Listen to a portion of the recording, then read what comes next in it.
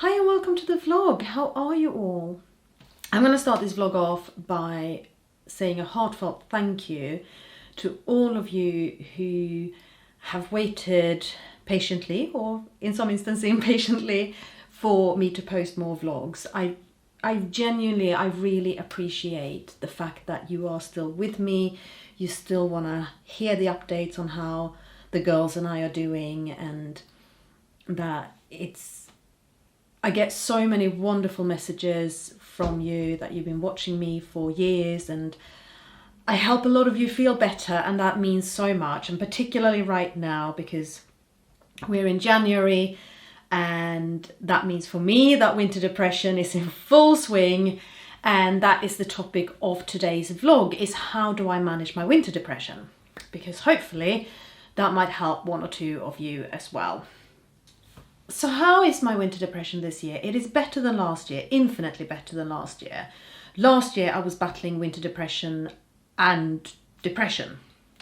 And last year I was on antidepressants because there was no way I could get through winter without them. If you have been following me for a while, then you know that I found it very uncomfortable getting on the antidepressants I was on. They're called sertraline, also known as Zoloft. I had 3 weeks when I started taking them when I felt an awful lot worse than I had before. And then coming off them, so starting taking them, I felt mentally worse. Coming off them, I was physically extremely ill. And that took about 10 days to get through. I did go off them cold turkey though, which is not recommended. So, yes. I have tried very hard not to go on antidepressants this year, and so far, touch wood, I've managed to not have to take them, which... Antidepressants are amazing. Let me just say that antidepressants are amazing. They are super good. They are there for a good reason. If you can't cope without medical help, get medical help, right? This year I can cope without medical help, and therefore I am doing it. But it's touch and go at times.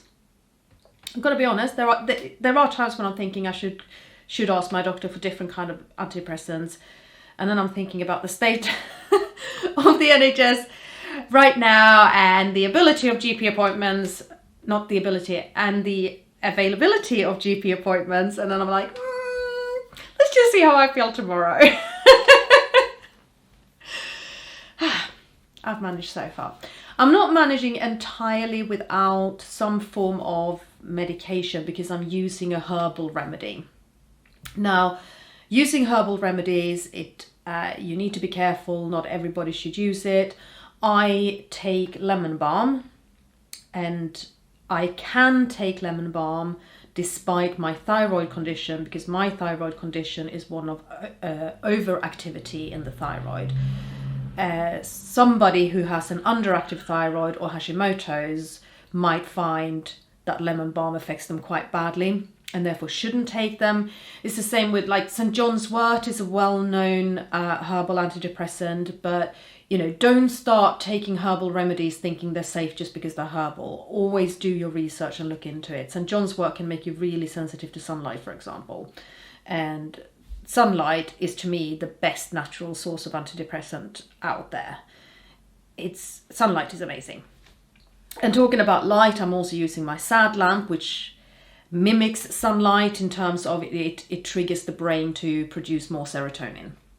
And serotonin is a signal substance in the brain that helps boost your mood. So I use my SAD lamp a lot. Work is helping immensely. For starters, I am no longer in complete and utter panic that I'm going to lose my home. Being able to pay my rent and pay my bills and actually pay for food, and not having to rely on incredibly kind friends and food banks, and it actually got that bad. It did get that bad. So having a job and knowing that I can manage these things, I'm not rolling in money and feeling rich, but at least I can do that. I can do the basics, right? And that in itself has taken a huge stress away from me and a huge worry away from me. But the other thing with work is that I am at work at a certain time, I interact with people all day. If I sit at the till and the sun is shining through the window, then I get the sunlight. I talk to people from all walks of life, and yes, you get unpleasant customers in a store, but you get so many more pleasant ones. And I see so many wonderful random acts of kindness and just genuinely lovely people around. And I collect those things. I do my gratitude journaling, right? So anything positive that happens in a day, or anything that I want to really kind of make sure that I notice, I write down, and I focus my mind on the good things that happen. And there are so many wonderful and good things that happen. So work, in that respect, work is an amazing antidepressant. And then on days when I'm not working, I rest if I can. Here is another source of antidepressant. Hey Luca. Meow. Hey Moppan. Hey gumman, vad du är fin. She's good mental health, this cat. She really is. When I'm resting, on days when I'm at home, I'm not working and I don't have the kids and I'm lying down resting, she lies down on my stomach or my legs and she's purring at me, and that's very, very nice.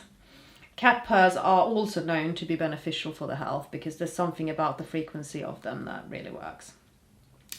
But yes, I've been doing a lot of resting on days off. There are so many things that I could be doing, that I should be doing, and I'm not. I am deliberately not, because it is January.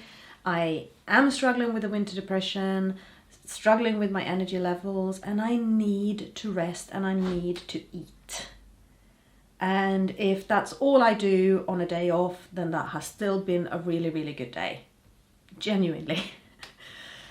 I know that not everybody has that luxury. A few years ago, I would get very, very frustrated if somebody said you need to rest more, because I literally didn't have the luxury of resting more. But now I do. There are times when the kids are in school or they're with their dad and I'm not working, and then I can rest, and I do rest. I'm hoping that this massive need for rest will leave soon, because there's so many things I want to do in my house to make it really nice, and kind of feeling, I feel a little studenty. No, that's not nice. It is not nice, but I don't feel that my house is quite as clean and tidy as I want it to. I need to book an appointment for a smear test. Ladies, if you get called for a smear test, go and do it. Don't do what I'm doing right now. And I will go and do my smear test, because it is super important to me. And, I don't want to be one of those women who have to have a hysterectomy because of precancerous cells, or, any kind of operation because of precancerous or even cancerous cells. And smear tests are super important. But that is one of the things that I am procrastinating on right now. And, I've not been vlogging as much. I've taken a huge step back from vlogging. If you aren't just a viewer of ParentXP, but you're also a viewer of my other channel, Tova Redmo Life Coach, I've not been on there at all for months. Because I don't need to give myself unnecessary stress and worry and tasks right now. I just about keep up with the tasks that I'm accepting. So I've taken that off the table, and I've said it's okay. It's the world is not going to end if I don't post a vlog every day here and a vlog every week on Tova Redmo Life Coach. I know you miss me. I know you want to see more of me, and definitely miss Elin and Alice. I want to see more of them, and it's coming. But again, if I take a step back from that, or if I slow down on that, it's okay. It's absolutely fine. And the same with my coaching studies. I've slowed down with those as well. I've taken a bit of a break. I'm going back to them. I have no intention of giving that up. But right now is not the time to force myself to be something or feel something that I'm not.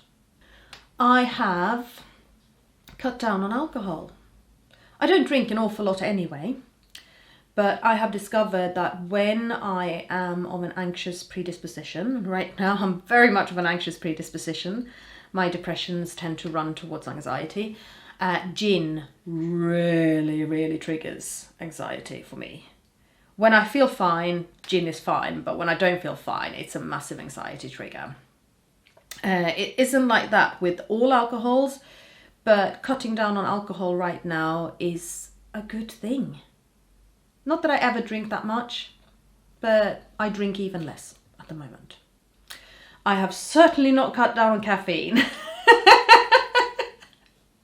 Maybe I should. I think I've ramped up the caffeine a bit.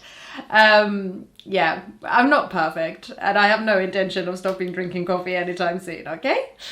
No. You know, coffee is my magical juice that keeps me going. So not cut down on that.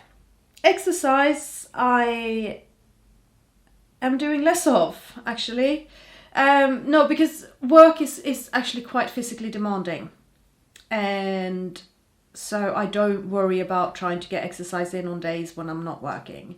I had Elin today. I opted to walk her to school rather than driving because I figured a walk in daylight is a good thing.